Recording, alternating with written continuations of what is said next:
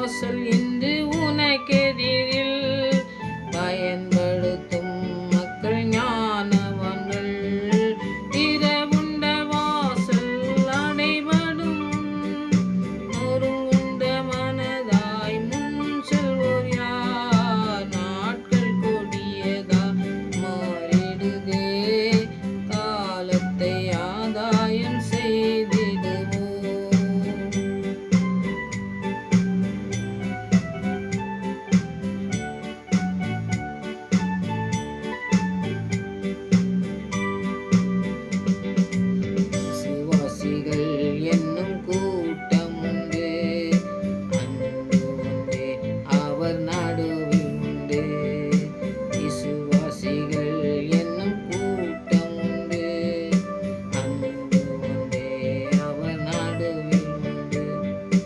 ஒரு மனம் ஒற்றுமை அங்கு உண்டு என்று சொல்லும் நாட்கள் இன்று வேண்டும். திறவுண்ட வாசல் அடைபடும் முன் நொறுங்குண்ட மனதாய் முன் செல்வோர் யார்? நாட்கள் கொடியதா மாறிடுதே, காலத்தை ஆதாயம் செய்திடுவோம்.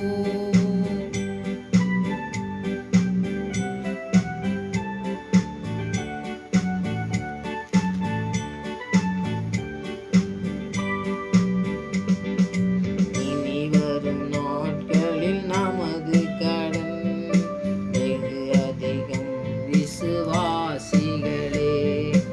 இனி வரும் நாட்களில் நமது கடன் வெகு அதிகம் விசுவாசிகளே. நம்மிடையே உள்ள ஐக்கியமே வெற்றியும் தோல்வியும் ஆக்கிடுமே. இந்த உண்ட வாசல் அடைபடும் முன் நொறுங்குண்ட மனதாய் முன் செல்வோர் யார்? நாட்கள் கொடியதாய் மாறிடுதே, காலத்தை ஆதாயம் செய்திடுவோம்.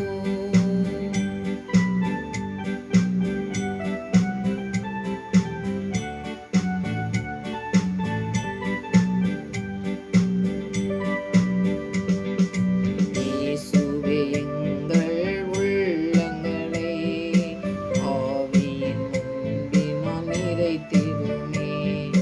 இயேசுவே எங்கள் உள்ளங்களை ஆவியின் அன்பினால் நிறைத்திடுமே. இந்தியாவின் எல்லா தெருக்களிலும் இயேசுவின் நாமம் விரைந்திடுமே. திறவுண்ட வாசல் அடைபடும் முன் நொறுங்குண்ட மனதாய் முன் செல்வோர் யார்? திறவுண்ட வாசல் அடைபடும் முன் நொறுங்குண்ட மனதாய் முன் செல்வோர் யார்? நாட்கள் கொடியதாய் மாறிடுதே, காலத்தை ஆதாயம் செய்திடுவோம். நாட்கள் கொடியதாய் மாறிடுதே, காலத்தை ஆதாயம் செய்திடுவோம்.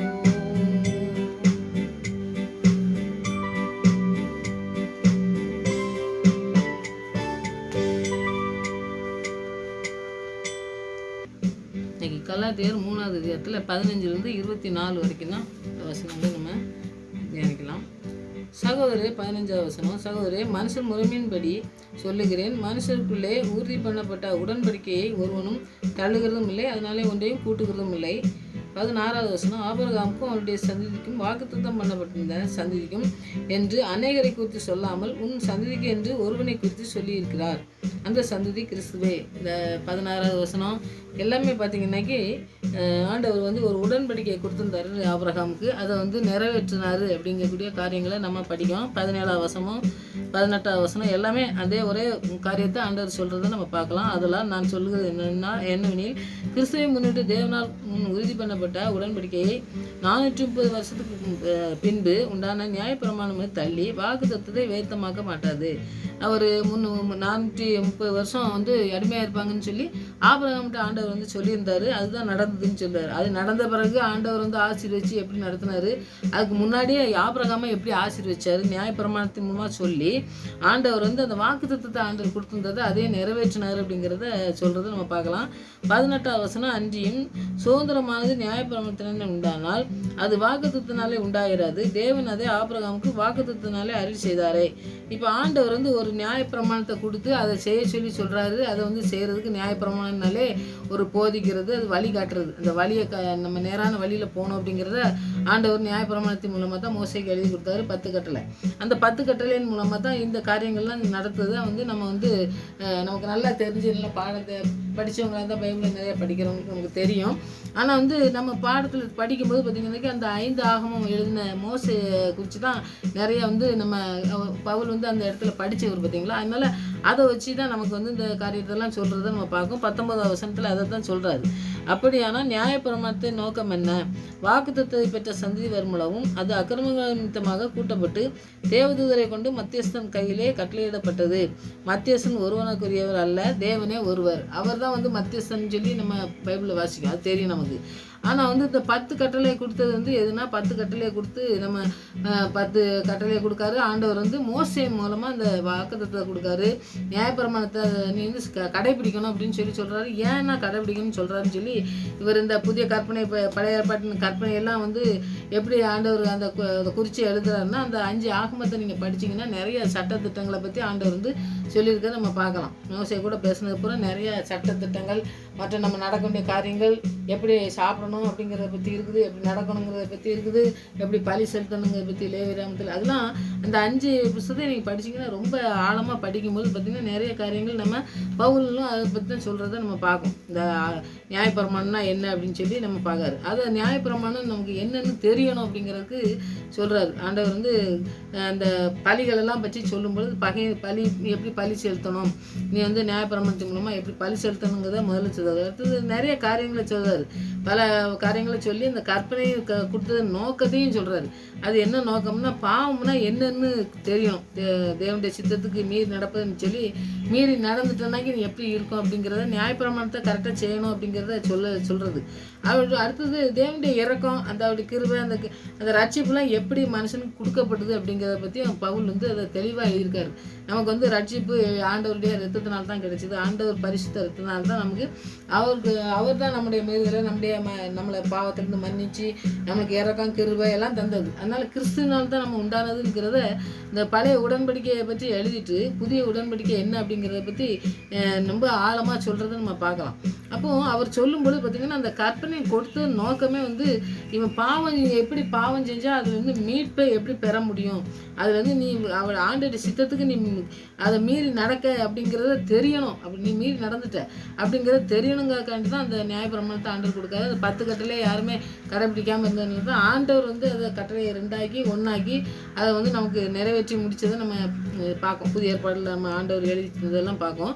ஆனால் ரோமர் 8:2 ஆண்டவர் சார் கிறிஸ்து இயேசுனால் ஜீவனுடைய ஆவியின் பிரமாணம் என்னை பாவம் மரணம் என்பவர்களின் பிரமாணத்தினின்று விடுதலை ஆக்கிட்டு. அப்போ பாவ பிரமாணம்னா நம்ம செய்யாமல் ஆண்டவர் சொல்கிறது செய்யாமல் இருக்குமே அதே பாவம் தான். அப்போ நம்ம ஆண்டவருடைய காரியத்தை செய்யாமல் வந்து நம்முடைய விருப்பத்தின்படி வந்து நிறைய காரியங்கள் நம்ம செய்கிறோம் பார்த்திங்களா. அதுதான் வந்து சொல்கிறாரு இந்த ரோமர் 8:2 சொல்கிறாரு. நமக்கு வந்து நம்ம பாவம் செஞ்சு நம்ம மரணம், பாவத்தின் சம்பளம் மரணம்னு சொல்லி அந்த மரணத்தில் கிடக்கும்போது அந்த இதுலேருந்து நமக்கு வந்து ஒரு விடுதலை கிடைச்சிது. இந்த விசுவாசிகள் இருதயத்தில் வந்து கிரியை செஞ்சு அதை வந்து அதை நல்லா சரி பண்ணணும், அந்த உள்ளத்தெல்லாம் சரி பண்ணணும். அதை வந்து பரிசுத்த ஆவியின் வல்லமையினால் அதை வந்து சரி பண்ணி பரிசுத்த ஆவிக்கு எப்படி அவர் பாவியிலேருந்து நம்ம பாவியாக இருந்தால் நம்மளை வந்து பாவத்திலேருந்து எப்படி விடுதலையாக்கி நம்மளை வந்து பரிசுத்தாவிக்கு நம்ம பரிசுத்தாவியை பெற்றுக்கொண்டு அதுக்கு கீழ்ப்படிஞ்சு எப்படி நம்ம ஆவியின் பிரமாணம் சொல்கிறாரு பார்த்தீங்களா. அதனால ஆவிக்கு நம்ம அந்த பிரமாணத்துக்கு நம்ம கீழ்ப்படிஞ்சு நடக்கணும். அந்த பூர்ணமான கிருபையை வந்து நம்ம பெற்றுக்கொள்ளணும் அப்படிங்கிறது அந்த பாவ பிரமாணத்திலேருந்து நம்மளை மீட்டெடுத்தாரே அப்படின்னு சொல்லி அவர் வந்து சொல்கிறத பார்க்கணும். நம்ம வந்து அடிமைப்படுத்தப்பட்டு நம்ம ஒரு பாவத்தின் அடக்குமுறையில் அவன் பிசாசின் பிடியில் கடந்து நம்ம பாவத்தில் மரணம் நோய் பிரச்சனைகளில் இருக்கும் பொழுது ஆண்டவர் வந்து நம்மளை வந்து ஒரு நிபந்தனையும் கொடுக்கவே செய்யலை. நீ இப்படி தான் வந்தாதான் உனக்கு அப்படின்னு சொல்லாமல் அது எல்லா பாவத்தையும் சுமந்து நமக்காண்டி நம்மளை மீட்டெடுக்கிறதுக்காண்டி நம்மளை வந்து மீட்பின் பொருளாக ஆண்டவர் வந்து நம்மளை மீட்டெடுத்திருக்காரு. அது அந்த காரியத்தை தான் விளக்கமாக சொல்கிறத நம்ம பார்ப்போம். ஏன்னா வந்து ஆண்டவருடைய பரிசுத்த ஆவின் வல்லமையினால தான் நம்மளை வந்து மீட்டெடுத்து நம்மளை வந்து நடத்தி சென்றிருக்காருன்னு சொல்லி நம்ம பார்ப்போம். அதை வந்து நம்ம முதலாவது ஆண்டவருக்கு நன்றி சொல்லணும். முதலாவது நம்ம வந்து எதுக்குமே தகுதி இல்லாமல் இருக்கும் பொழுதே அவர் வந்து நம்மளுக்கு என்ன கிடைக்கணும் அப்படிங்கிறத அவர் தாழ்த்தி எந்த நிபந்தனையும் நம்ம கொடுக்காம நம்ம பாவங்கள்லேருந்து நம்ம சாபங்கள்லேருந்து நம்மளை மீட்டெடுத்து நம்மளை நடத்தியிருக்காரு. அதுதான் இந்த வசனத்தில் நம்ம முதலாவது படிக்கும். ரெண்டாவது பார்த்திங்கன்னாக்கி பழைய ஏற்பாட்டு நியாயப்பிரமாணம்லாம் பரிசுத்தமாய் நன்மை அந்த நீதி அதெல்லாம் இருந்தாலும் ஆவிக்குரிய வாழ்க்கையில் இந்த ஆண்டவருடைய பலத்தை பெற்றுக்கொள்ளவோ அவர் ஒரு நமக்குன்னு ஒரு தீர்மானம் நம்மளோட வாழ்க்கையில் வச்சுருக்காரு, அதெல்லாம் நிறைவேறுது, அந்த மாதிரிலாம் ஒன்றுமே நிறைவேறாமல் இருந்தது. அப்போ வந்து பழைய ஏற்பாட்டு நியாயப்பிரமாணம் எப்படி இருந்துச்சு, ஆவிக்குரிய வாழ்க்கையில் நமக்கு இப்போ ஆண்டவர் எப்படி பலத்தை கொடுத்து நம்மளை வந்து எப்படி நடத்துகிறாரு அப்படிங்கிறத ரெண்டையுமே படிக்கணும்னு சொல்லிட்டு தான் ஆண்டவர் வந்து இதெல்லாம் சொல்லி தந்திருக்காரு. ரெண்டாவது காரியம். மூணாவது காரியம் பாருங்கள், விசுவாசிலே கிறிஸ்துவின் ரட்சிப்பு வர வர நியாயப்பிரமாணம் தேவனுடைய மக்களுக்கு தற்காலிகமாக தான் இருந்தது. அப்போ வந்து பார்த்திங்கன்னா நியாயப்பிரமாணங்கிறது விசுவாசனால கிறிஸ்துவின் ரட்சிப்பை பெற்றுக்கொள்ள வரைக்கும் அது வந்து ஒரு நிரந்தரம் இல்லாமல் அவங்களுடைய வாழ்க்கையில் எதுவுமே செய்யலை. நியாயப்பிரமாணம் வந்து எதுவுமே செய்யலை, ரட்சிப்பை கொடுக்கல, எதுவுமே அவங்க பெற்றுக்கொள்ளாதபடி இருந்ததுனால அவங்க நடந்ததெல்லாம் தேவனுடைய சித்தத்தின்படி செய்யாமல் அவங்க வந்து அவங்க மனம் போல தான் செஞ்சாங்க. அவங்களுடைய நியாயப்பிரமாணத்தின் மூலமாக அவங்க செய்ததுக்கு அவங்களுடைய வாழ்க்கையில் எதுவுமே எனக்கு எதுவுமே நடக்கலையா, அப்போ நான் ஏன் இதுபடி நடக்கணும் அப்படிங்கிற மாதிரி அவங்க அந்த பாவம் செஞ்சு அந்த பாவத்தை வந்து மூடக்கக்கூடிய காரியம்தான் செஞ்சு நியாயப்பிரமாணங்கிறது. அந்த லேவியராமத்தில் நீங்கள் படித்து பார்த்தீங்கன்னாக்கி லேவியராமம் 16:33 படித்து பார்த்தீங்கன்னாக்கி அதை பற்றி இருக்குது, அதை நீங்கள் படித்து பாருங்கள். கிறிஸ்டின் மரணத்தை சுட்டி காட்டுறது தான் நமக்கு நம்ம ஆண்டவருடைய பிரசனம், ஆண்டவருடைய மரணம் எதுக்கு நடந்தது, நியாயப்பிரமாணத்தின் மூலமாக நம்ம நடந்து நம்ம அவருடைய சித்தத்துக்கு ஒப்பு கொடுக்காம நம்ம மனம் போல் வாழ்ந்து நம்முடைய வாழ்க்கையில் எல்லாம் இழந்து போய் இருக்கும்பொழுது தான் ஆண்டவரை அவருடைய சித்தத்துக்கு நம்மளை ஒப்பு கொடுக்கப்பட்டு நம்மளை வந்து ஆண்டவருக்கு பிள்ளையாக மாற்றி நம்மளை எடுத்திருக்காரு. நம்மளுடைய எந்த நிபந்தனையும் கொடுக்காம நம்மளை வந்து மீட்டெடுக்கணும்னாக்கி நமக்கு இப்போ ஒரு உலகத்தில் எடுத்துக்கிட்டிங்கனாக்கி ஏதாவது ஒரு காரியம் செஞ்சால் தான் அவங்க செய்வாங்க, அதுக்கு ஏதோ ஒரு விலைக்கரையும் கேட்பாங்க. ஆனால் ஆண்டவர் எந்த விலைக்கரையும் கேட்காம நம்மளை வந்து மீட்டெடுப்பதற்காக எந்த காரியத்தையும் செய்ததுக்கு எல்லா காரியத்தையும் நமக்கு செய்து முடிக்கிறதுக்காக தான் சிலுவையில் மரித்தார், உயிர்த்தெழுந்தார். அதை நம்ம முதலாவது விசுவாசிக்கணும். நியாயப்பிரமாணம் எப்படி, ஆண்டவருடைய ஆசீர்வாதத்தை ஆவியானவர் நம்மளை நடத்தணும்னு வச்சுருக்க காரியம் என்ன அப்படிங்கிறத நம்ம புரிஞ்சுக்கிட்டோம்னாக்கி இது நியாயப்பிரமாணம் வந்து எதையுமே வந்து நம்ம வந்து விடுவிக்கலை அப்படிங்கிறது தான் முக்கியமானது. அதை தான் சுட்டி காட்டி இந்த இடத்த எழுதியிருக்காரு. எபிரேயர் 9:14 நீங்கள் படித்து பார்த்தீங்கன்னாக்கி அந்த வசனத்தை நீங்கள் படித்து பாருங்கள். அதனுடைய விளக்கம் என்னன்னாக்கி கிறிஸ்துவை வந்து விசுவாசி மனம் திரும்பி எல்லாருடைய பாவங்களையும் கிறிஸ்துவின் ரத்தம் தான் மன்னிக்குது. இது வந்து ஒரு 8 பாயிண்ட் நான் வந்து அந்த வசனங்களில் உள்ள காரியங்கள்லாம் நிறைய நம்ம படிக்க பார்த்தீங்களா, அதில் இருக்குது. இயேசு கிறிஸ்துவின் ரத்தம் வந்து நம்மளை வந்து விசுவாசி மனம் திரும்பி நம்ம போனோம்னாக்கி பாவங்களை எல்லாம் நம்மளை மன்னித்து நம்மளை நடத்துவார். ரெண்டாவது பார்த்திங்கன்னா சாத்தானுடைய வல்லமையிலேருந்து தீய சக்தியிலேருந்து நமக்கு வந்து அந்த ரத்தம் வந்து நம்மளை விடுதலை செய்யுது. ஏன்னா நோய் பிரச்சனைகள்லாம் கொண்டு வரும்போது இயேசு ரத்தம் ஜெயம்னு சொல்லி நிறைய ஜெபம் பண்ணி அவங்களுடைய வாழ்க்கையில் விடுதலையை பெற்றுக்கொண்டவங்க நிறைய பேர். நம்ம ஆண்டுடைய ரத்தத்துக்கு அவ்வளோ பெரிய வல்லமை இருக்கிறத நாம் வந்து அனுபவிச்சாதான் தெரியும். அதை வந்து சொல்லிட்டு நம்ம ஏதோ சொல்கிறாங்க அப்படிங்கிறதுக்காண்டி இல்லை. நிறைய காரியங்களில் என்னுடைய வாழ்க்கையிலே பார்த்திங்கன்னா நிறைய அந்த மாதிரி சொல்லி ஆண்டவர் ஜெயத்தை தந்திருக்காரு. அதனால் ஆண்டவருடைய ரத்தத்துக்கு பயங்கரமான வல்லமை இருக்கிறத நம்ம உணர்ந்து கொள்ளணும். அதுதான் தீய சக்தியிலேருந்து நமக்கு விடுதலை கொடுக்காத அந்த ரத்தம். கிறிஸ்துவின் ரத்தம் வந்து நம்ம நீதிமானாக்குறது. மூணாவது. அடுத்தது நம்ம வந்து நீதிமானாக நம்மளே மாற்ற முடியாது. ஆண்டவருடைய ரத்தம் தான் நம்மளை நீதிமானாக மாற்றி நம்மளுடைய ஆவியானவராக நிறைச்சி நம்மளை நடத்தி நம்மளை நீதிமான் என்று சொல்கிறதுக்கு கூடிய தகுதி இல்லைனாலும் அவர் நம்மளை தகுதிப்படுத்தவராக வந்திருக்காரு. அதுதான் ரொம்ப முக்கியமானதுங்க. நமக்கு வந்து பெற்றோர்களே அவங்களே பார்த்திங்கன்னாக்கி ஒரு பிள்ளைய ஒரு மாதிரி வளர்ப்பாங்க, ஒரு மாதிரி அந்த மாதிரி செய்வாங்க பார்த்திங்களா. அந்த மாதிரி ஆண்டவர் வந்து யாருக்குமே பாதபட்சம் காட்டுறதே கிடையாது, எல்லாருக்கும் ஒன்று போல் கொடுக்காரு. அப்போ அவன் வந்து பெரிய குற்றம் செஞ்சுட்டு அப்புறம் வந்து மனம் திரும்பி வருவவனுக்கும் ஆண்டவர் வந்து மன்னிப்பை கொடுத்து அவனையும் பயன்படுத்துறாரு. நம்ம அர்ப்பணிச்சு நம்ம ஜெபிக்க பாருங்க நம்மளையும் பயன்படுத்துறாரு. அப்போ அவர் வந்து எந்த விதத்துலையும் வந்து யாரையுமே தள்ளி விடுறதே இல்லை, எல்லாரையும் ஒன்று போல பாவிச்சு அவங்கள பிள்ளையா மாற்றி நம்மளை நடத்துறது. அதுதான் நீதிமான்னு சொல்கிறோம். நம்ம பரிசுத்த ஆவி வரும்பொழுது நம்மளை நீதிமானை மாற்றுறாருன்னு சொல்லி அதுக்கு நம்ம வந்து ஒப்பு கொடுத்தோம்னாக்கி அது வந்து நமக்கு நடக்கும். நம்ம நீதிமான்னு சொல்லி நம்ம சொல்ல முடியும். அந்த தைரியத்தை ஆண்டவர் வந்து ஆவியானவர் நமக்கு தந்திருக்காரு. அதை நம்ம பெற்றுக்கொள்ளணும், அதைக்காண்டி ஜெபிக்கணும். நம்ம நாலாவது காரியங்கள்னா மனதை பரிசுத்தப்படுத்துறது. நம்ம உள்ளங்கள் அதெல்லாம் வந்து பார்த்திங்கன்னா அசுத்தமாக இருக்கிறதெல்லாம் ஆண்டவருக்கு ஊழியம் செய்யணும் நம்ம அர்ப்பணிக்கும்.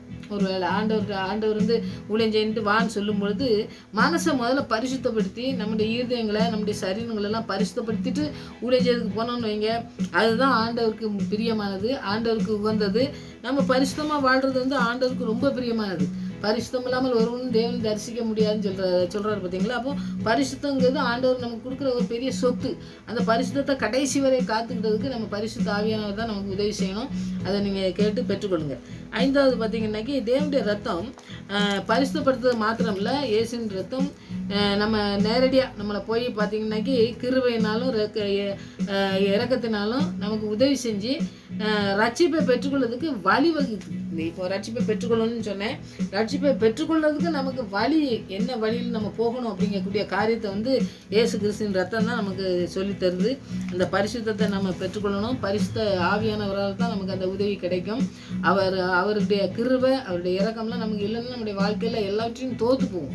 அதனால் அவருடைய இரக்கத்தை, அவருடைய உதவி, அவருடைய கிருபை, அவருடைய ரட்சிப்பு எல்லாம் நம்ம பெற்றுக்கொண்டு வாழறதுக்கு நமக்கு வழிவகுக்கிறது ஆண்டவருடைய பரிசுத்த ரத்தம் தான். 7வது பார்த்தீங்கன்னாக்கி புதிய உடன்படிக்கையின் வாக்குத்தத்தம் இருக்குது பார்த்தீங்களா. அதெல்லாம் பார்த்தீங்கன்னா இயேசு கிறிஸ்துவின் ரத்தம் தான் உத்தரவாதம் கொடுக்கு நமக்கு. அந்த புதிய உடன்படிக்கை ரத்தம், உடன்படிக்கையை நமக்கு தந்திருக்காரு அப்படின்னு சொல்கிறோம் பார்த்தீங்களா. அதெல்லாம் வந்து ஆண்டவருடைய ரத்தத்தினால தான் நமக்கு அது வந்து நமக்கு என்ன ஒரு தைரியத்தை கொடுக்குது. நம்ம தைரியமாக நம்ம ஆண்டவருடைய சமூகத்தில் வந்து ஜெபிக்கிறோம். அவர் வாக்குத்தத்தின் மூலமாக நமக்கு எல்லாத்துக்கும் கொடுத்துருக்க அந்த காரியங்கள்லாம் நமக்கு வந்து நடக்குதுன்னு சொல்லி நம்ம சொல்கிறோம் பார்த்தீங்களா. அதனால் ஆண்டவருடைய ரத்தத்தினால தான் நமக்கு இந்த வாக்குத்தத்தம்லாம் நமக்கு வந்து உடன்படிக்கையின் வாக்குத்தத்தம்லாம் தந்திருக்காருல, அதெல்லாம் நமக்கு நடக்குது அப்படிங்கிறத நம்ம உறுதிப்படுத்தி ஆண்டுகிட்ட ஜெபிக்கணும். 8வது காரியம் பார்த்திங்கன்னா இயேசு கிறிஸ்து ரட்சிப்புக்கு மாத்திரமல்ல, அவரோட ஒப்புரவாகுறதுக்கு, பரிசுத்தப்படுத்துறதுக்கு, வல்லமை தர்றதுக்கு இயேசு கிறிஸ்து மூலமாக தேவனுடைய வந்து அவரிடத்துல வந்து நம்ம வந்து சரண்டர் ஃபுல்லாக சரண்டருக்கு கொடுக்க பார்த்தீங்களா. அது வந்து இதெல்லாம் அவரோட ஒப்புரவாகுறது, பரிசுத்தப்படுத்துறது, ரட்சிப்பு, வல்லமை எல்லாமே விசுவாசிகளுக்கு கொடுக்கும்போது அவர் கிறிஸ்துவின் மூலமாக தான் நமக்கு வந்து அதெல்லாம் கொடுக்காரு. கிறிஸ்துவனுக்கு ரத்தத்தின் மூலமாக தான் நமக்கு வந்து அந்த இதெல்லாம் கிடைக்குதுன்னு சொல்லி நம்ம பார்க்கோம். அப்போ ரட்சிப்பு அந்த காரியங்கள்லாம் நடக்கும்பொழுது பார்த்திங்கன்னா ஆண்டுடைய பாதத்தில் நம்ம அமர்ந்திருந்து அவருக்கு நம்ம சொந்தமான பிள்ளை அப்படிங்கிறத நம்ம உறுதிப்படுத்தி நம்ம ஜெபிக்கிற பிள்ளைங்களாக இருக்கணும். அப்போ ஆண்டுடைய ஆசீர்வாதத்தை நம்ம பெற்றுக்கொள்ள முடியும். அதை நம்ம வந்து ஜெபத்தோடு செய்யும் பொழுது ஆண்டுடைய பிரசன்னத்தை நம்ம உணர முடியும். அடுத்தது கிறிஸ்து வந்து நம்ம நியாயப்பிரமாணத்தின் மேலே பார்வை, அந்த ஒரு பார்வை இருக்குது. அதில் வந்து எல்லாத்துலேயுமே வந்து நம்ம நியாயப்பிரமாணத்தினால நமக்கு என்ன நடக்குது அப்படின்னு சொல்லி நம்ம கேட்கும் பார்த்தீங்களா. அப்போ நியாயப்பிரமாணம்லாம் பார்த்தீங்கன்னாக்கி பழைய ஏற்பாட்டு காலத்தில் உடன்படிக்கை அவங்க வந்து என்ன செய்வாங்க, நம்ம ஆண்டவர் நமக்கு நியாயப்பிரமாணத்தை கொடுத்துருக்காரு, அதுபடி நம்ம நடக்கணும் அப்படிங்கிற காரியத்தை தான் நமக்கு சொல்லிக்கிட்டு இருந்தாங்க. அவங்க வந்து புது உடன்படிக்கையை வந்து தெரியாது அவங்களுக்கு. பழைய நியாயப்பிரமாணத்தை தான் ஆண்டவர் கொடுத்துருந்தார் பார்த்தீங்களா. அதை நிறைவேற்றுறதுக்கு அவருக்கு கிறிஸ்துக்கு பின்பு அவருக்கு முன்னாடி வந்து நியாயப்பிரமாணத்தை கொடுத்துருந்தாரு, அதை செஞ்சுட்டு இருந்தாங்க. ஆனால் புதிய உடன்படிக்கைங்கிறது ஆண்டவராக இயேசு கிறிஸ்து வந்த பிறகு தான் புதிய உடன்படிக்கை வந்துச்சு. அப்போ பழைய உடன்படிக்கை எப்படி, புதிய உடன்படிக்கை எப்படி அப்படிங்கிறது இந்த ரெண்டு வந்து நம்ம குழப்பம் பண்ணக்கூடாது. குழப்பம் பண்ணாமல் ஆண்டவர் கொடுத்தது அவங்களுக்கு வந்து நம்ம தவறு செய்தோம், நம்ம பாவம் செஞ்சோம்னா இந்த மாதிரி காரியங்கள்னு அவங்களுக்கு வந்து தெரியறதுக்காண்டி தான் நியாயப்பிரமாணத்தை கொடுத்தாரு. அதை வந்து அவங்க வந்து நடத்தி அவங்க 10 கட்டளையெல்லாம் நிறைவேற்றலை. ஆனால் வந்து ஆண்டவர் வந்த பிறகு பார்த்தீங்கன்னா புதிய உடன்படிக்கை என்னென்னா பாவ நிவர்த்தி செய்ய, அதாவது மரணத்திலேருந்து எல்லாத்துலேருந்து பாவத்திலேருந்துலாம் வந்து பாருங்கள் அவர் உயிர்த்தெழுந்த பிறகு அதில் வந்து கிறிஸ்துவுக்கு சொந்தமாக அந்த நம்ம ஆண்டுடைய பிள்ளையாக மாறி அவருடைய பாவத்திலேருந்து அவருடைய ஜெபித்து நாம் அந்த பழைய உடன்படிக்கையில் நிறைவேற்றாத காரியங்களெல்லாம் ஆண்டவர் நிறைவேற்றி நமக்கு முடித்து நமக்கு எல்லாத்தையும் செய்து முடித்தார். அந்த காரியத்தை நம்ம ஆண்டவருக்கு நன்றி சொல்லணும். ஏன்னா ஆண்டுடைய பாவத்தில் அந்த அன்னைக்கெல்லாம் பார்த்திங்கன்னாக்கி ஆசாரியர் மாத்திரம்தான், புது பிரதான ஆசாரியர் வருஷத்துக்கு ஒருக்கா ஆசாரியர்கள்லாம் போய் ஜெபிக்கிறதுக்கு அந்த மாதிரி ஆசாரியர் மட்டும்தான் சமூகத்தில் போய் இப்போ அவங்களுக்கு வந்து ஜெபிக்கிறதுக்கு போக முடியும், ஆலயத்துலேயே எங்கேனாலும். ஆனால் வந்து பார்த்திங்கன்னாக்கி நம்ம இந்த புதிய உடன்படிக்கை ஆண்டவராக இயேசு கிறிஸ்து சிலுவையில் மரித்து உயிர்த்தெழுந்த பிறகு நமக்கு கொடுத்த ஸ்லாக்கியம் என்னன்னாக்கி ஆண்டவரோட கூட பேசுதோம், நம்ம அவர்கிட்ட ஜெபிக்கும். எவ்வளவு பெரிய காரியங்க பார்த்துக்குங்க. ஆண்டுகிட்ட நம்ம எல்லாரும் ஜெபிக்காங்க, யாருனாலும் ஜெபிக்கலாம். ஆண்டுகிட்ட ஜெபிக்கும் பொழுது பாருங்கள், ஜெபிக்க தெரியாதவங்க கூட ஆண்டவரே என்னை கைவிடாதீரோ என்னை நடத்துங்கன்னு சொல்லி சொன்னோம்னாக்கி அவங்கள நடத்துகிறாங்க. நாங்கள் என்னுடைய வாழ்க்கையில் நடந்தது, ஒருத்தர் உடம்பு நல்லா இருக்குமோ அப்படின்னு சொன்னேன் நான். நீங்கள் ஆண்டவரை பற்றி எனக்கு தெரியாங்க, ஜெபிக்கலாம் தெரியாது அப்படின்னு சொன்னாங்க. அப்படின்னு சொன்னால் ஒன்றும் செய்ய வேண்டாம், ஆண்டுடைய உங்கள் ரத்தத்தினால எனக்கு சுகந்தாங்க அப்படின்னு சொல்லி ஜெபிங்க, அவ்வளோ போதும். இவ்வளோ போதுமா அப்படின்னாங்க. உங்களுக்கு ஜெபிக்க தெரியாதனால ஆண்டவரை நோக்கி பார்க்கும்போது எல்லாருடைய ஜெபத்தையும் கேட்பார். ஏன் ஜெபத்தை தான் கேட்பார், நான் வந்தால் தான் ஜெபிச்சாதான், இல்லாட்டி அப்படிலாம் கிடையவே கிடையாது. யார் எல்லாருடைய ஆண்டவரை நோக்கி கூப்பிடுறது எல்லாருடைய அவருடைய பிள்ளைக்கு அவருடைய ஜெபத்தை கேட்பாருன்னு சொல்லி அவங்க அந்த மாதிரி ஜெபித்து அவங்க பெரிய நோய், அந்த நோயிலேருந்து விடுதலை செஞ்சு அவங்க வந்து இன்னும் நல்லா இருக்காங்க. அப்போ வந்து ஆண்டவருடைய நான் பாருங்கள், நான் ஒன்றுமே செய்யலை, எனக்கு ஜெபிக்க தெரியாது, பைபிள் தெரியாது, எதுவுமே தெரியாது. ஆனால் நீ சொன்ன இந்த ஒரு வார்த்தையை தான் சொல்லி ஜெபித்து நான் எல்லாம் செஞ்சேன், அதனால எனக்கு சுகம் கிடச்சின்னு சொன்னாங்க. அப்போது ஆண்டவருடைய பரிசுத்த ரத்தத்துக்கு எவ்வளோ பெரிய வல்லமை இருக்குன்னு பாருங்கள். அவங்க அவரை பற்றி தெரியாதவங்க கூட பாருங்கள் சுகத்தை பெற்றுக்கொண்டாங்க. எவ்வளோ பெரிய நோய், அந்த நோயிலேருந்து சுகம் பெற்றாங்க. அப்போ அப்படிப்பட்ட ஆண்டவருடைய ரத்தம் தான் நமக்கு எல்லாமே செய்யக்கூடிய புதிய உடன்படிக்கையில் ரத்தத்தினால நமக்கு எல்லா மீட்பையும் ஆண்டவர் வந்து செஞ்சு முடிச்சிருக்காரு. நியாயப்பிரமாணத்தினால என்ன செய்ய முடியாத காரியங்கள் எல்லாம் ஆண்டவர் செய்து முடிச்சிருக்காருன்னு சொல்லி நம்ம பார்க்கோம். அதை வந்து நம்ம ஒவ்வொரு நாளும் ஆண்டவருடைய வசனத்தை தியானிக்கும் பொழுது தான் நம்மளோட கூட பேசுகிறத நம்ம உணர முடியும். அதனால் நீங்கள் அந்த வசனத்தை தியானிங்க. இந்த 18வது வசனத்தில் நம்ம பார்த்தோம், நியாயப்பிரமாணத்தின் வாக்கு இந்த 18வது வசனம் ஆபிரகாமுக்கு வாக்குத்தத்தனால் அழினாரேன்னு சொல்லி பார்த்தோம். இந்த 19வது வசனத்தை பார்த்தீங்கன்னா அப்படின்னா நியாயப்பிரமாணத்தின் நோக்கம் என்ன? வாக்குத்தத்தை பெற்ற சந்ததி வருமளவும் அது அக்கிரமக்காரன் கட்டிய இந்த தேவதூதர் கையில் மத்தியஸ்தன் வரைக்கும் நான் படித்தேன். மத்தியஸ்தர் யாருன்னா ஆண்டவர் தான். ஆண்டவர் பிறந்த நாள் இப்போ சொன்னேன் பார்த்தீங்களா, ஆண்டவர் புதிய உடன்படிக்கையை தந்த பிறகு அதனுடைய எல்லா காரியங்களுமே நடந்து அது முடிஞ்ச காரியங்கள்லாம் முடிஞ்சதுன்னு சொல்லி நம்ம பார்ப்போம். 21வது வசனம் 22, 23, 24 வரைக்கும் நீங்கள் படித்து பார்த்தீங்கன்னாக்கி அப்படியானால் நியாயப்பிரமாணம் தேவனுடைய வாக்குத்தத்தங்களுக்கு விரோதமா அல்லவே உயிரை கொடுக்கத்தக்க நியாயப்பிரமாணம் அருளப்பட்டிருந்தானால் நீதியானது நியாயப்பிரமாணத்தினால் உண்டாயிருக்குமே. அப்படி இராதபடியாக இயேசு கிறிஸ்துவின் பற்றும் விசுவாசனாலே படிக்கிற வாக்குத்தத்தம் விசுவாசத்தின் முன்னே அளிக்கப்படும்படி வேதம் எல்லாரையும் ஏகமாய் பாவத்தின் கீழ் அடைத்து போட்டது. ஆதலால் விசுவாசம் வருவதற்கு முன்னே வெளிப்பட போகிற விசுவாசத்துக்கு ஏதுவான நாம் அடைக்கப்பட்டவர்களாக நியாயப்பிரமாணத்தினாலே கீழ் காவல் பண்ணப்பட்டிருந்தோம். இவ்விதமாக நாம் விசுவாசத்தினாலே நீதிமானாக்கப்படுவதற்கு நியாயப்பிரமாணம் நம்மை கிறிஸ்துவினிடத்தில் வழி நடத்துகிற உபாத்தியாய் இருந்தது. இந்த 24 வசனம் வரைக்கும் நீங்கள் படித்து பார்த்தீங்கன்னாக்கி அதுக்கு நிறைய கருத்து இருக்குது. அந்த வசனங்கள்லாம் நீங்கள் படித்து பார்த்தீங்கன்னா நியாயப்பிரமாணம் வந்து தேவனுடைய கட்டளை 10 கட்டளையும் உள்ளடக்கி அது இருந்தது. அவருடைய தேவனுடைய பார்வையிலேருந்து தீமையை பற்றி போதிக்குது. அது தீமை செய்கிறவங்க எப்படி என்ன மாதிரி இருக்குங்கிறத பற்றி சொல்கிறதுக்கு தான் அந்த நான் முதல்ல சொன்ன மாதிரி அந்த இது கடைப்பிடிக்க அவங்க வந்து அந்த 10 கட்டளை கடைப்பிடிக்கிறதுக்கு போய் அவங்க வந்து தோல்வி தான் அடைஞ்சாங்க. அதில் வந்து வெற்றி அடையலை. இந்த ரோமர் 3:20 நீங்கள் படிச்சிங்கன்னாக்கி அது மீறப்பட்டதுனால அது மீறிட முடியும், அது வந்து நடத்த முடியாது அப்படிங்கிறத உணர்த்த மட்டும்தான் அந்த காரியங்களை வந்து ஆண்டவர் வந்து எழுதி வச்சிருக்காருன்னு சொல்லி பார்க்கலாம். அந்த நியாயப்பிரமாணத்தை அவங்க கடைபிடிக்கலை.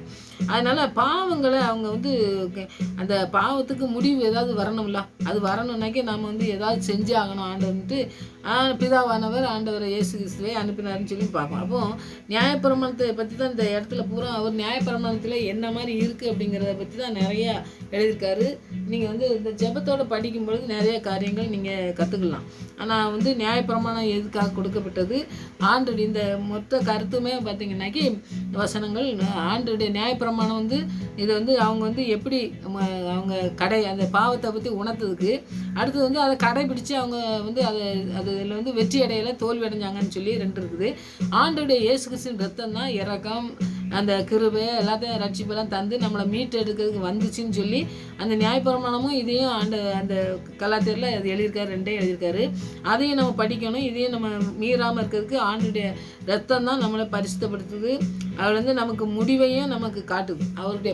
நம்முடைய பாவங்களெல்லாம் நம்மளை மீட்டெடுக்கிறதுக்கு நம்முடைய பரிசுத்த ரத்தம் ஆண்டுடைய ரத்தம் தான் நம்மளை மீட்டெடுக்கிறதுக்கு உண்மையானது அப்படின்னு சொல்லி நம்மளுக்கு சுற்றி காட்டுறதுக்கு தான் இவ்வளோத்தையும் எழுதியிருக்காரு. அதை நீங்கள் படிங்க, ஆண்டவர் பெரிய காரியங்கள் செய்வார். 1 யோவான் 3:4 பார்த்தீங்கன்னா பாவம் செய்கிறவன் நியாயப்பிரமாணத்தை மீறுகிறான், நியாயப்பிரமாணத்தை மீறுகிறதே பாவம். அப்போது நியாயப்பிரமாணத்தை மீறக்கூடாது அப்படின்னம்னாக்கி அவன் மீறுதான். அப்போ வந்து அவனுக்கு செய்ய முடியலை. அதை முடியாதனால தான் ஆண்டவர் வந்து நியாயப்பிரமாணம்னா என்னது அப்படின்னு சொல்லி அவங்கள வந்து ஆண்டவர் வந்து எழுதியிருக்கிறத நம்ம நிறைய காரியங்கள் நீங்கள் படிக்கலாம். ஆனால் நியாயப்பிரமாணங்கிறது என்னன்னு தெரிஞ்சுக்கணும். அப்போ ஆண்டவருடைய ரத்தத்தினால தான் நமக்கு ரட்சிப்பு, அவருடைய இரக்கம் அதெல்லாம் கிடைக்கும் அப்படிங்கிறது இன்றைக்கி வந்து நமக்கு புது உடன்படிக்கை தந்து அவருடைய சமூகத்தில் நம்ம சேர்றதுக்கு நமக்கு வந்து சிலாக்கியத்தை தந்திருக்காருங்கிறது நமக்கு எல்லாருக்குமே தெரிஞ்சது. ஆனால் நியாயப்பிரமாணங்கிறது வந்து ஏன் இதில் கொண்டிருக்காரு அப்படின்னா அவங்க வந்து என்ன செய்கிறது, எப்படி தவறு செய்கிறாங்கிறத உணர்த்ததுக்கும் அவங்க வந்து கடைபிடிக்கலை அப்படிங்கிறத உணர்த்ததுக்கும் தான். அவங்க வந்து அடுத்தது வந்து பார்த்திங்கன்னாக்கி இந்த ஒரு 2 காரியம் நான் சொல்கிறேன். அது வந்து பார்த்திங்கன்னாக்கி இந்த நியாயப்பிரமாணத்தை பற்றி தான். நியாயப்பிரமாணம் பாவம் என்ன உணர்த்தியது, பாவங்களை மன்னிக்கலை. இப்போ வந்து பாவங்களை உணர்த்துது. நமக்குள்ளே ஒரு காரியங்களை ஒருத்தர் வந்து நீ பாவம் செய்த அப்படின்னு சொல்லிட்டு அதுலேருந்து நமக்கு வந்து விடுதலை கிடைச்சதுனாக்கி நமக்கு வந்து சந்தோஷமாக இருக்கும். ஆனால் அதுலேருந்து அவங்க விடுதலை கொடுக்கல, சும்மா நீ பாவம் செய்த அப்படின்னு சொல்லிட்டு போனாங்கனாக்கி அதனால் என்ன பிரயோஜனம்? அதை வந்து ஆண்டவர் செஞ்சார். ஆண்டவர் சிலுவையில் வந்து தான் நம்மளோட பாவங்களெல்லாம் நம்ம பாவம் செய்கிறோம்னாக்கி அந்த பாவம் செய்யாமல் இருக்கிறதுக்கு அதை மன்னிச்சார். அப்புறம் பாவம் செய்யாமல் இருக்கிறதுக்கு நம்மளை வந்து நீ மனம் திரும்புன்னு சொன்னார். அந்த காரியத்தை வந்து நியாயப்பிரமாணம் செய்யலை, அதை வந்து ஆண்டவர் செஞ்சார். அடுத்தது பாவியான மனிதனுக்கு ஒரு ரட்சகர் ஆண்டவர் அந்த ஒரு ரட்சிப்பை பெற்றுக்கொள்ளனாக்கி ஒரு பாவம் இல்லாத ஒரு ரத்தம் வந்து சிந்த பண்ணும். ரத்தம் சிந்தல் இல்லாமல் பாவ மன்னிப்பு இல்லைன்னு சொல்லி இருக்கிற மாதிரி அந்த பாவம் இல்லாத ரத்தத்தை சிந்துறதுக்கு யாருமே இப்போ எல்லாருமே பாவத்தில் பிறந்தவங்க. அப்போ பாவத்தில் பிறக்காத ஒரு மனுஷன் பிறந்து உலகத்தில் வாழ்ந்து அவர் மரித்து அந்த ரத்தம் சிந்தி நம்மளை வந்து மீட்டெடுக்கிறதுக்கு வரணும் அப்படிங்கிறத வந்து உணர்த்ததுக்கு தான் நியாயப்பிரமாணம். இப்போது ஆண்டவர் தான் அந்த அந்த அந்த காரியத்தை செஞ்சார். அந்த மாற்றத்தை வந்து கொண்டு வந்து நம்ம ரட்சிப்பை கொண்டு வந்தது வந்து ஆண்டவராக இயேசு கிறிஸ்து தான். அடுத்தால இயேசு கிறிஸ்து தான் தந்தார் அப்படிங்கிறதுக்கு ஒரு 2 காரியத்தை நான் 3 காரியத்தை சொல்கிறேன். இயேசு கிறிஸ்து வந்து நான் வந்து அவர்கிட்ட வரணும். இப்போ வந்து பார்த்திங்கன்னா நியாயப்பிரமாணம் அதெல்லாம் செய்யலைன்னு சொல்லி நான் 2 காரியம் சொன்னேன். இப்போ பார்த்திங்கன்னா நம்ம நியாயப்பிரமாணத்திலேருந்து விடுவிச்சார். நியாயப்பிரமாணம்லாம் ஒன்றும் நடத்தலை, அதனால நீ தோல்வி அடைஞ்சிட்டலாம். அந்த தோல்வியை வெற்றியாக மாற்றுறதுக்கு தான் நான் சிலுவையில் மரித்து உன்னை மீட்டெடுக்க வந்திருக்கேன். நான் உயிரோடு இருந்து எழும்பி பரிசுத்த ரத்தத்தினால் உன்னை கழுவி பரிசுத்தமாக மாற்றி உன்னை என் பிள்ளையாக மாற்றுறதுக்கு வந்திருக்கேன்னு சொல்லி ஆண்டவர் வந்து நம்ம மீட்டெடுக்க வந்தார். நம்மளை மீட்டு எல்லா காரியங்கள்லேருந்து நம்மளை மீட்டெடுக்கிறதுக்கு அவருடைய ரத்தம் தான் நம்முடைய சாபத்திலேருந்து நம்ம பாவத்திலேருந்து எல்லாத்தையும் விடுவிச்சு நம்மளை மீட்டெடுத்தார். முதலாவது. 2வது பார்த்திங்கன்னா நியாயப்பிரமாணத்திலிருந்து சாபத்தை விடுதலை செஞ்சார். அதுலேருந்து நிறைய சாபங்கள் நிறையா நீங்கள் லேவியராமன் நிறைய படிச்சிங்கன்னாக்கி அதில் நிறையா காரியங்கள் செய்யாத காரியங்களுக்கெல்லாம் சாபம், அதனால அது என்னெல்லாம் செய்யணும் அப்படிங்கிற காரியங்கள்லாம் சொல்கிறாரு பார்த்தீங்களா. அது நியாயப்பிரமாணத்தின் காரியங்கள். அதெல்லாம் வந்து ஆண்டவர் வந்து அந்த சாபத்துலேருந்து நமக்கு விடுதலை. நம்ம வாழ்க்கையில் நிறைய நோய்கள்லாம் சாபத்தினால வருதுன்னு சொல்லி நிறையா சொல்கிறோம் பார்த்தீங்களா. அந்த மாதிரி சாபத்துலேருந்து நம்மளை விடுதலை செஞ்சது நம்முடைய ஆண்டவராக இயேசு கிறிஸ்துவின் ரத்தம்.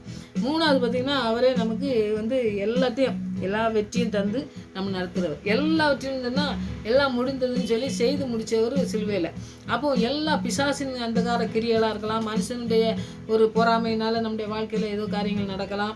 நிறைய காரியங்கள் நடக்கும் பொழுது பார்த்திங்கன்னா எல்லா காரியங்களுக்கும் ஆண்டவருடைய ரத்தம் நம்மளை வந்து வெற்றிக்கு நேராக கொண்டு போகிறதுக்கு நம்மளை நடத்துறதுக்கு வல்லமுள்ளதாக இருக்குது. அதனால் ஆண்டவருடைய பாதத்தில் வரும் பொழுது அவருடைய கிறிஸ்துவன்ட்ட வரும் பொழுது நமக்கு நடக்கக்கூடிய காரியங்கள் பார்த்திங்கன்னாக்கி அந்த சாபத்திலேருந்து விடுதலை, நம்முடைய பாவத்திலேருந்து விடுதலை, நமக்கு வந்து வெற்றியை தரக்கூடிய ஒரு நல்ல தகப்பனுடைய ஒரு ஆறுதலான ஒரு வார்த்தை மாத்திரம் இல்லை, அன்பு காட்டுகிறவர், அது அரவணைக்கிறவர், நமக்கு விடுதலை தருகிறவர், நமக்கு வந்து போதுமான கிருபையை தந்து நம்மளை நடத்துகிறவர், நம்மளை ரட்சிப்பை கொடுத்து நம்மளை நடத்துகிற ஒரு நல்ல தகப்பன் நமக்கு இருக்காது. அதனால் ரத்தத்தினால தான் மீட்பே வந்தது. அதனால் நீங்கள் நியாயப்பிரமாணங்கிறது எப்படி அது வந்து ஆண்டவருடைய உடன்படிக்கை, ஆண்டவர் வந்த பிறகு உடன்படிக்கை கொடுத்தாரு பாருங்க. அதனால ஆண்டவருடைய கிறிஸ்துவின் அண்டை அவருடைய பாதத்தில் வரும்பொழுது என்ன நடக்கும், நியாயப்பிரமாணம் என்ன செய்யுது, 2யுமே நீங்கள் நம்ம படிக்கணும். அதனால் 2யும் படிச்சுட்டே வரும்பொழுது தான் பார்த்தீங்கன்னாக்கி ஆண்டவருடைய பிரசனத்தை நம்ம இன்னும் அதிகமாக உணர முடியும். அவருடைய பாதத்தில் வர்றதுக்கு எவ்வளவு ஒரு வெற்றியை தந்திருக்காரு, நம்மளை சிலுவையில் மறித்து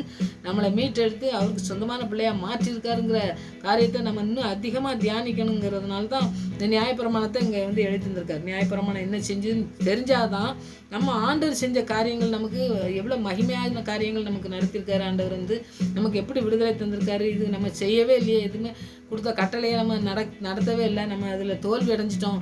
அப்போது ஆண்டவர் தான் நம்மளை வந்து வெற்றிக்கு நேராக நம்மளை நடத்த முடியுங்கிறதுல நம்ம உறுதியாக நின்று ஆண்டுடைய பாத்தில் இருந்து அவருடைய கருத்தில் நம்ம வாழ்க்கையை, நம்முடைய பிள்ளைகளுடைய வாழ்க்கையெல்லாம் அர்ப்பணிக்க முடியும். அதுக்கு தான் இந்த காரியங்கள்லாம் நம்ம படிக்கணும். இன்னும் அதிகமாக நீங்கள் வந்து தியானிங்க. நாங்கள் கொஞ்சம் காரியங்கள்லாம் நிறைய காரியங்கள்லாம் வந்து நீங்கள் படிச்சிங்கன்னா தான் அது தெரியும், வாசித்து தியானிச்சிங்கன்னா தான் தெரியும். சில காரியங்கள் நான் சொல்லியிருக்கேன், சில காரியங்கள் நீங்கள் வந்து ஜெபித்து இந்த வசனங்களை தியானிக்கும் பொழுது நிறைய காரியங்கள் ஆண்டவர் உங்களோடு கூட பேசுகிறத நீங்கள் உணர முடியும். நியாயப்பிரமாணம்னா என்னது, ஆண்டருடைய பாத்தில் இருக்கணும் வந்து சேரும் பொழுது என்ன கிடைக்கும் அப்படிங்கிறத இன்னும் அதிகமாக தியானிக்கும் பொழுது ஆண்டவர் நம்மளை நம்முடைய காரியங்களை எல்லாவற்றையும் பார்த்துக்கொள்வார். எல்லாவற்றையும் வெற்றியை தரதுக்கு வல்லமுள்ள தேவன். நம்ம எதில் தோல்வி அடைஞ்சிருக்கோமோ அதனால் நீங்கள் கவலைப்பட வேண்டிய அவசியம் இல்லை. ஆண்டவர் நம்மளோட கூட இருக்கும் பொழுது அவருடைய பாதத்தண்டை வந்து நீங்கள் ஆண்டவரே நீங்கள் எங்களுக்கு உதவி செய்யுங்க அப்படின்னு சொல்லி, இயேசுவே எங்களுக்கு உதவி செய்யுங்க, உங்களுடைய ரத்தத்தினால்தான் எங்களுக்கு விடுதலை, உங்களுடைய ரத்தத்தினால்தான் எங்களுக்கு ரட்சிப்பு, கிருபை எல்லாமே கிடைக்கும், உதவி எல்லாம். அதனால் நீங்கள் உதவி செய்யுங்க ஆண்டவரே அப்படின்னு சொல்லி நாம் ஜெபிக்கணும். நம்ம ஜெபித்து ஒவ்வொரு நாளும் நீங்கள் அர்ப்பணிங்க. அற்புதமாக ஆண்டவர் நடத்துவார். நம்முடைய வாழ்க்கையில் அதை நம்ம ருசிக்கிறதுக்கு தான் இந்த காரியங்கள்லாம் எழுதி தந்திருக்காரு. நம்மளுடைய மோசேக்கு எழுதி தந்த காரியங்களெல்லாம் வந்து பவுல் ஏன் எழுதி தந்திருக்காருன்னா, அவர் காலத்தில் எப்படி நடந்தது, ஆண்டவராக இயேசு கிறிஸ்து வந்த நாட்களில், பவுல் வந்த நாட்களில் எப்படி இருந்ததுங்கிறத தெரிஞ்சுக்கணுங்கிறதுக்காண்டி தான் நமக்கு எழுதி தந்திருக்காரு. அதை நிறைய தியானிக்கும் பொழுது ஆண்டவர் பெரிய காரியங்களை நம்முடைய வாழ்க்கையில் செய்வார். அதை நம்ம உணர்ந்து ஆண்டவருடைய பாதத்தில் அனுதினமும் இருந்து ஆண்டவருக்கு நன்றி சொல்கிற பிள்ளைங்களாக இருக்கணும். அந்த பெரிய காரியங்களை செய்வார். ஆமென். ஜெயிப்போம். உயவனே உயவனே படைப்பின் காரணரே, களிமண்ணான என்னையுமே கண்ணோக்கி பார்த்திடுமே. உயவரே உயவரே படைப்பின் காரணரே, களிமண்ணான என்னையுமே கண்ணோக்கி பார்த்திடுமே. ஆம் சுவாமி, உங்களுடைய கரத்திலே நாங்கள் களிமண்ணா இருக்கிறோம் ஆண்டவரே. எங்களை மண்ணினால் உருவாக்கி உங்களுடைய சுவாசத்தை ஊதி எங்களை சுவாசம் தந்து ஆண்டவரை நடத்துகிற தேவன், நீங்கள் முழுவதுமாய் நடத்தி செல்ல வேண்டுமாய் கற்பணிக்கிறோம் சுவாமி. எங்களுடைய விருப்பத்தின்படி ஓடி நாங்கள் ஜெயிக்க முடியாது ஆண்டவரே. உங்களுடைய பரிசுத்த ரத்தம் மாத்திரம்தான் எங்களை ரட்சிப்புகளை கொண்டு வந்து எங்களுக்கு உதவி செய்யவும், எங்களுக்கு கிருபையை தந்து நடத்தவும் போதுமானதாக இருக்கிறபடியாக உங்களுடைய பாதத்தில் அமர்ந்திருக்கிற பிள்ளைகளாய் மோடு கூட இன்னும் அதிகமாக நெருங்கி ஜீவியத்துக்குள்ளே இந்த வசனத்துக்குள்ளே வர எங்களுக்கு நீங்கள் கிருபை பாராட்டி வழிநடத்தமாக ஜெபிக்கிற ஆண்டவரே. என்ன தேவையாக இருந்தாலும், பிசாசு எத்தனை திட்டங்களை வைத்திருந்தாலும் எல்லாவற்றையும் ஒன்றுமில்லாமல் செய்து வெற்றி வேந்தராய் எங்களோடு கூட இருக்கிறீர்கள். நன்றி செலுத்துகிறோம். உடைய பாதத்தில் வருகிற ஒரு பிள்ளையும் தள்ளாதபடி எல்லாரையும் அணைத்து ஆண்டவரை அரவணைத்து நடத்துகிற நல்ல தகப்பன், உதவி செய்கிறவர், ரட்சிப்பை கொடுத்து அலங்கரிக்கிற தகப்பனா இருக்கீங்க. நன்றி செலுத்துறோம். மனம் திரும்புகிற ஒரு பாவி நிமித்தம் பரலோகத்திலே மிகுந்த சந்தோஷம் உண்டாயிருக்கும் என்று சொன்ன தேவ கிருபை இந்த நாட்களில் மனம் திரும்புகிற ஒவ்வொரு பிள்ளைகளையும் ஆசீர்வதிங்க சுவாமி. நம் தகப்பனே, நியாயப்பிரமாணத்தின் மூலமாய் எழுதினதை எல்லாவற்றையும் செய்து முடிக்காதபடி ஆண்டவரே விழுந்து கிடந்த மனிதனை எங்களை தூக்கி எடுக்க பரிசுத்த இரத்தத்தினால் எங்களை மீட்டெடுக்க வந்தீங்களே. நன்றி ஆண்டவரே. எந்த நிபந்தனையும் கொடுக்காதபடி, எந்த தகுதியும் இல்லாதபடி இருந்த எங்களுக்காக விலையேற பெற்ற இரத்தத்தை சிந்தி எங்களை மீட்கும் பொருளாய் வந்தீங்களே. உமக்கு நன்றி ஆண்டவரே. உம்முடைய பிள்ளையாய் மாற்றுகிறீங்களே. நன்றி. தகுதி இல்லாத எங்களை தகுதிப்படுத்துகிறீங்களே. நன்றி ஆண்டவரே. பரிசுத்த இரத்தம் எத்தனை எங்களுக்கு செய்திருக்கிறது என்பதை நாங்கள் உணர்ந்து கொண்டு செபிக்கிற பிள்ளைகளாய் காணப்பட தேவன் எங்களுக்கு உதவி செய்ய வேண்டுமா செபிக்கிற ஆண்டவரே. அபிஷேகத்தினால் நிறைக்க வேண்டுமா செபிக்கிற ஆண்டவரே. இந்த கடைசி நாட்களில் ஒவ்வொரு பிள்ளைகளும் ஆவியினால் நிறைக்கப்படட்டும் ஆண்டவரே. உடைய அபிஷேகத்தினால் நிறைக்கப்பட்டு நடத்தப்பட என் தேவன் கிருபை தர வேண்டுமா செபிக்கிற ஆண்டவரே. பரிசுத்த ஆவி உங்களிடத்தில் வரும்பொழுது பலன் அடைவீர்கள் என்று சொன்ன அந்த பலனை தந்து வழி நடத்துங்க. எந்த இடத்துல குறைவா இருக்கிறோமோ அந்த இடத்துல ஆண்டவரை நிறைவாக்குற கரம் கூட இருந்து எங்களை நடத்தி செல்ல வேண்டுமா செபிக்கிற ஆண்டவரே. விழுந்து கிடக்கிற இடத்துல தூக்கி எடுக்க வேண்டுமா செபிக்கிற ஆண்டவரே. எந்த இடத்துல இந்த யோனாவை போல கீழ்ப்படியாமல் இருக்கிறோமோ அந்த இடத்துல நீங்க போக வேண்டிய இடத்தை நீங்க காட்டி நடத்துங்க வேண்டுமா செபிக்கிற ஆண்டவரே. நீங்க உதவி செய்கிறவர், உங்களுக்கு எபினேசரா இருக்கீங்க. நன்றி. எங்களோடு கூட பேசி எங்களை நடத்துங்க ஆண்டவரே. எங்களோடு கூட இடைபடுங்க ஆண்டவரே. எங்களை ஆண்டவரை கரம் பிடித்து நடத்தி செல்லுங்க ஆண்டவரே. எங்களுக்கு வழி தெரியாதபடி நாங்கள் ஆண்டவரை தட்டி தடுமாறி திரியும் பொழுது வழி இதுவே என்று சொல்ற சத்தத்தை கேட்கத்தக்கதா எங்களுக்கு உதவி செய்யுங்க தகப்பனே. இப்படி சத்தம் கேட்கிற பிள்ளைகளா நாங்கள் காணப்பட உடைய வார்த்தை மூலமா எங்களோடு கூட பேசுகிற அனுபவத்தை நாங்கள் பெற்றுக்கொள்ள உடைய அபிஷேகத்தை இன்னும் அதிகமாக நிறைக்கப்பட தேவ ஆவியானவர் எங்களுக்கு உதவி செய்ய வேண்டுமா ஜெபிக்கிறேன். பரிசுத்த வாழ்க்கையை தந்து முழுவதுமாய் நாங்கள் வாழ எங்களுக்கு உதவி செய்கிற தேவன் நீங்க ஒருவர் மாத்திரம் என்று நாங்கள் விசுவாசத்தோடு ஜெபிக்கிறோம் ஆண்டவரே. பிள்ளைகள்லாம் விசுவாசத்தில் இன்னும் அதிகமாய் பலப்படட்டும், பரிசுத்தத்தில் இன்னும் பலப்படட்டும், பரிசுத்தமாய் வாழ இன்னும் அதிகமாய் வரட்டும் ஆண்டவரே. பரிசுத்தம் இல்லாமல் ஒருவரும் தேவனை தரிசிக்க முடியாது. ஒவ்வொரு பிள்ளைகளும் தரிசனம் பெறட்டும், ஒவ்வொரு பிள்ளைகளும் தீர்க்கதரிசிகளாய் மாறட்டும், ஒவ்வொரு வீடுகளிலும் ஆண்டவரே அர்ப்பணிக்கிற பிள்ளைகள் அற்புதமாய் நடத்தப்பட கிருபை செய்யுங்க ஆண்டவரே. அப்படிப்பட்ட பிள்ளைகளை நாங்கள் காண கிருபை செய்யுங்க ஆண்டவரே. அதிகமாய் ஆண்டவரே அபிஷேகத்தினால் நிறைக்கிற நாட்களாய் நாட்கள் மாறட்டும். ஒவ்வொரு வீடுகளிலும் ஒவ்வொரு பிள்ளைகளையும் நீங்க நிறைங்க, ஒவ்வொருடைய பிள்ளைகளுடைய வாழ்க்கையும் நீங்க நிறைவேற்றி ஆண்டவரை நீங்க என்ன வைத்திருக்கீங்க நோக்கம் வைத்திருக்கீங்களோ அந்த நோக்கத்தை நிறைவேற்றுகிற பிள்ளைகளாய் பிள்ளைகளுடைய வாழ்க்கை மாறட்டும். பிள்ளையுடைய சித்தத்தின்படி அல்ல ஆண்டவரே, உங்களுடைய சித்தத்துக்கு அர்ப்பணிக்கிற பிள்ளைகளாய் காணப்பட தேவன் உதவி செய்யணுமா ஜெபிக்கிறேன் ஆண்டவரே. நீங்க இழுத்துக்கொள்ளாவிட்டால் ஆண்டவரே நாங்க எங்கே போவோம் ஆண்டவரே? நீங்க எங்களுக்கு உதவி செய்யாவிட்டால் எங்க போவோம்? உங்களுடைய உதவியை நாடி உங்களுடைய பாத்துல வருகிற ஒவ்வொரு பிள்ளைகளையும் நீங்க ஆண்டவரை ஆற்றி தேற்றி வழிநடத்த வேண்டுமா ஜெபிக்கிறேன் ஆண்டவரே. உடைய வல்லமுள்ள கரம் தூக்கி எடுக்க வேண்டுமா ஜெபிக்கிறேன். உடைய ரத்தத்துக்கு எவ்வளவு பெரிய வல்லமை உண்டென்று நாங்கள் விசுவாசித்து ஜெபிக்கிற பிள்ளைகளா இன்னும் அதிகமாய் நெருங்கி ஆண்டவரே உடைய பரிசுத்த ரத்தத்து கோட்டைக்குள்ளே ஆண்டவரே மறைக்கப்பட்ட பிள்ளைகளாய் காணப்பட தகப்பனே நாங்கள் அர்ப்பணிக்கிறோம் சுவாமி. நீங்க அற்புதமாய் நடத்துகிறதை நாங்கள் உணர்ந்து கொண்டு மற்றவர்களுக்கும் ஆண்டவரை சொல்லி ஜெபிக்கிற பிள்ளைகளாய் காணப்பட கிருபை செய்யுங்க, பயன்படுத்துங்க ஆண்டவரே.